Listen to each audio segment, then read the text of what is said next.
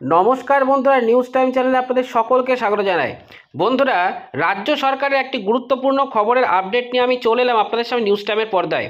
বন্ধুরা, ডিসেম্বর মাসে সবার অ্যাকাউন্টে টাকা ঢুকবে। এর জন্য রাজ্য সরকার বরাদ্দ করলো ৯,৫০০ কোটি টাকা।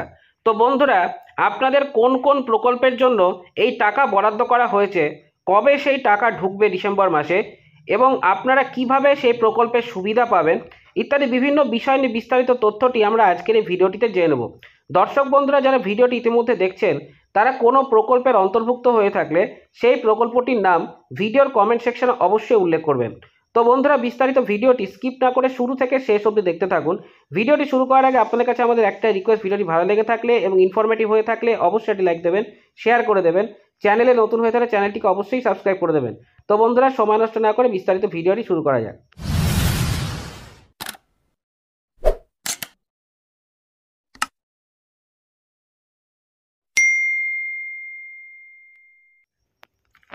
পশ্চিমবঙ্গ সরকার ডিসেম্বরে একটি মেগা আর্থিক পরিকল্পনা দিয়ে আসছে।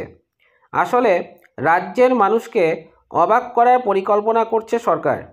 ইতিমধ্যেই মুখ্যমন্ত্রী মমতা বন্দ্যোপাধ্যায় ঘোষণা করেছেন যে আর মাত্র এক মাসের মধ্যেই মোট ৯,৫০০ কোটি টাকা পাঠানো হবে।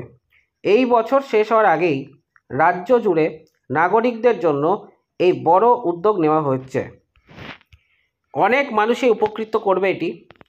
আবাসন প্রকল্পের জন্য টাকা ছাড়া হবে।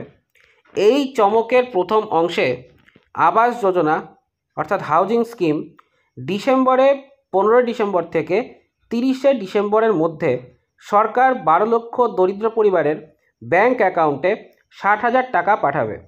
এটি আবাসন সহায়তার প্রথম কিস্তি এবং মোট পরিমাণ হলো 7,200 কোটি টাকা।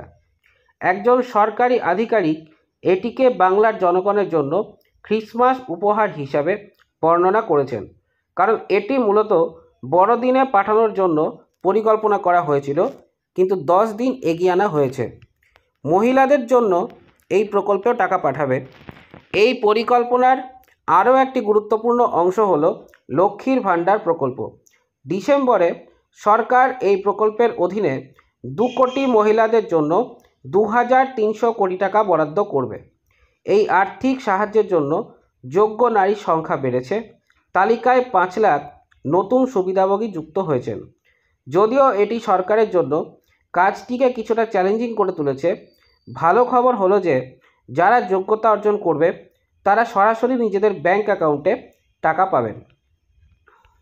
প্রসঙ্গত, কেন্দ্রীয় সরকার আবাসন প্রকল্প এবং 100 দিনের কাজসহ বিভিন্ন প্রকল্পের জন্য তহবিল আটকে দিয়েছে, এমনই অভিযোগ উঠেছে কেন্দ্রের বিরুদ্ধে। মমতা বন্দ্যোপাধ্যায়ের নেতৃত্বাধীন রাজ্য সরকার এই বিষয়গুলি নিয়ে সোচ্চার হয়েছে। বাংলার জনগণকে আর্থিকভাবে সমর্থন করার জন্য এই বড় আর্থিক সিদ্ধান্তটি নিয়ে এগিয়ে চলেছে। বন্ধুরা, এই ছিল বিস্তারিত তথ্যটি আপনাদের কাছে কতটি গুরুত্বপূর্ণ লেগেছে তা অবশ্যই ভিডিওর কমেন্ট সেকশনে কমেন্ট করে জানাতে ভুলবেন না। বন্ধুরা, দেখা হচ্ছে পরে ভিডিওটিতে।